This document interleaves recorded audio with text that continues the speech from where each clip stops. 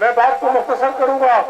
आज इस बात को हमारे लोगों ने, कराची के लोगों ने साबित किया कि उनका दिल खून के आंसू रो रहा था।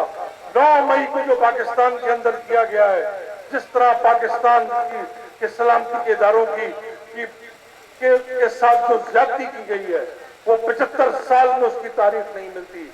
मैं पीटीआई के लोगों की, पीटीआई की और पीटीआई तंजीम की उस पर इंतहाई पुरजोर कंडेम करता हूं उनको और मजम्मत करता हूं उनकी।